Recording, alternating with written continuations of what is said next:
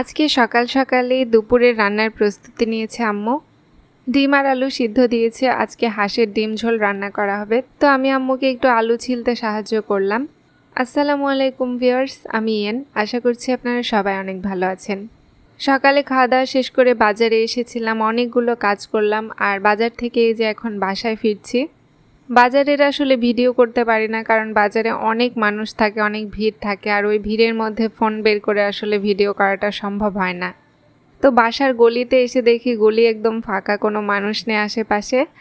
আর আকাশ এতটা মেঘলা, কখন যেন বৃষ্টি আসবে। আমি শুধু আল্লাহ আল্লাহ করছি আর বাসায় আসছি যেন বৃষ্টিটা না আসে এখন। আশেপাশে মাঠঘাট তো একেবারে পানিতে ডুবে গেছে। আমি অনুর প্লাগ কিনতে গিয়েছিলাম, তো প্লাগটা কিনে ছোটো ভাইকে বাসায় পাঠিয়ে দিয়েছি। তারপরে নিলাম একটা বেকিং পাউডার। এই বেকিং পাউডারটা 80 টাকা নিয়েছে।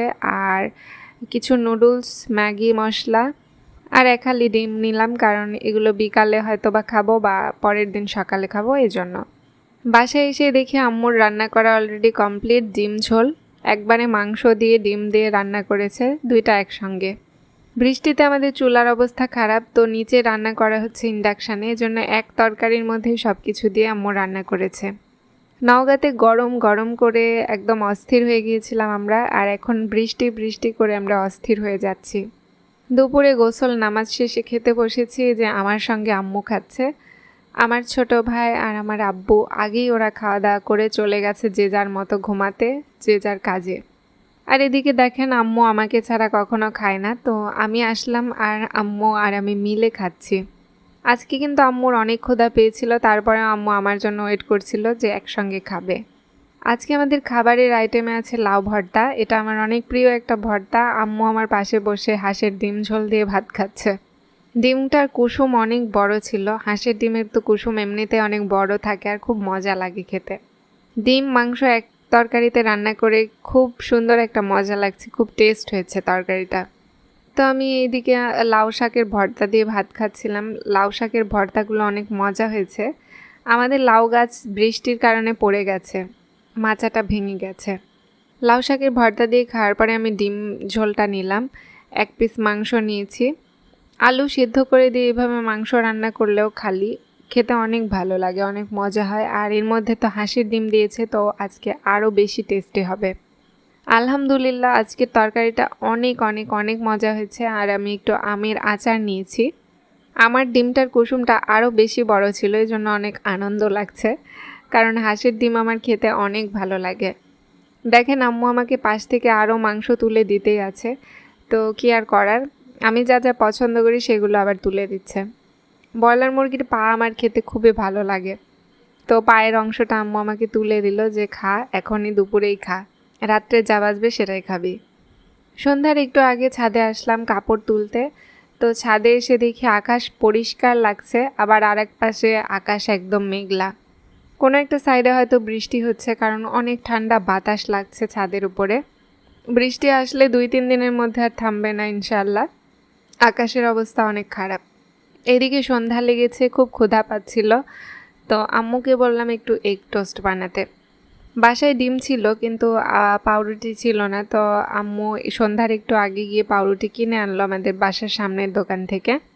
কিনে এনে এই যে ডিম গোলাচ্ছে, ডিমের মধ্যে এখন এই পাউরুটিগুলোকে ডুবিয়ে এগ টোস্ট বানানো হবে। আমি আবার তেল খুব অল্প খাই, তো আম্মুকে বললাম আমারটা যখন ভাজবে তেল একটু অল্প দিও, কারণ আমি বেশি তেল খাবো না। অন্যদিকে আমার ছোট ভাই আবার অপোজিট সাইড। আমার ছোট ভাই অনেক তেলের খাবার খেতে পারে, মানে ওকে 3 বেলায় যদি তেলে ডুবানো খাবার দেওয়া হয় সেটাই খেতে পারবে। আমি খুব একটা বেশি তেল খাই না, কারণ তেল খেলে ওয়েট বেশি বেড়ে যেতে পারে, আর আমার মোটা হওয়া একদমই পছন্দ নয়। আমার আম্মু বেশি তেল খায় না, আবার যখন খায় তখন খায়, অনেক তেলই খায়। আজকে 4 কোনার পাউরুটিগুলো আমরা ভেবেছিলাম কিনে আনবো, কিন্তু দোকানে 4 কোনার পাউরুটিগুলো শেষ হয়ে গিয়েছিল, তো এই ক্রিমের পাউরুটিগুলো এনেই আমাদের ভাজা হচ্ছে। বৃষ্টির দিন তো কি আর করার, সবাই দোকানের ওপরে চাপ ফেলেছে। বিকাল হলেই সবাই গিয়ে দোকানে যার যেটা ইচ্ছা সেই ইচ্ছা মতো খাবার কিনে খায়। আর পাউরুটিটা দোকানে খুব তাড়াতাড়ি শেষ হয়ে যায়, কারণ এই খাবারটা সবাই খায়। ছোট ভাইয়েরটা শেষ ভাজা, এখন আমার আর আম্মুরটা ভাজা হচ্ছে, তো আমি একটু তেলটা অল্প দিতে বলেছিলাম। আলহামদুলিল্লাহ এত সুন্দর একটা মজার গন্ধ আসছে, আমি পাশে বসে থেকে নুন পুরি বানিয়ে দিচ্ছিলাম। অনেক দিন পরে নুন পুরি খাবো। নুন পুরিটা অনেক মিস করি। কেন জানি না, অনেক দিন হলো নুন পুরি খাওয়া হয়নি। আসলে হয়তো বা আমাদের সময় ছিল না, আর না হলে মনে ছিল না, দুটার মধ্যে একটা কিছু হবে। আর খাওয়া হবেই কীভাবে, আমাদের তো রোজা গেল মাঝখানে, রোজার মধ্যে তো ওইসব খাইনি।